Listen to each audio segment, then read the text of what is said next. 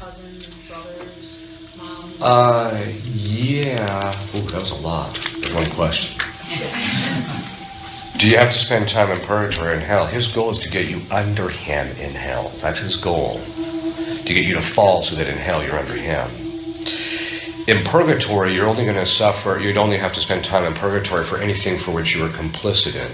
The degree of the complicity, too. Because sometimes people are affected more than others.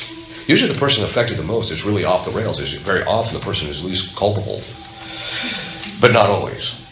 So you kind of have to look at that. Can you help the other cousins and stuff like that?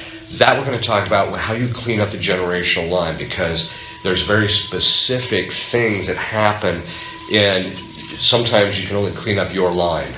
You can't clean up their line. You can tell them what the root cause is, but you can't necessarily clean up their line.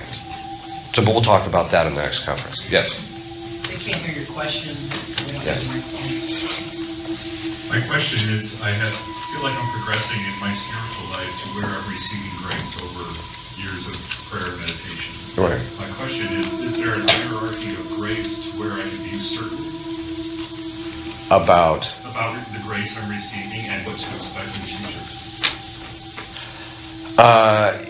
some graces yes, some graces no. Some graces are so subtle we don't really notice it. That's usually why there's some graces people will just say, ever since I went to confession to this one priest, he gave me this one piece of advice, and after that I've never had a problem with this. So they know that there's a specific grace that they're receiving at that moment.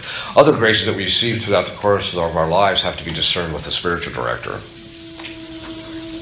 In the case of someone who... To practice, to see it in applying virtues in your life and excelling in your virtues along with your spiritual life. Yes.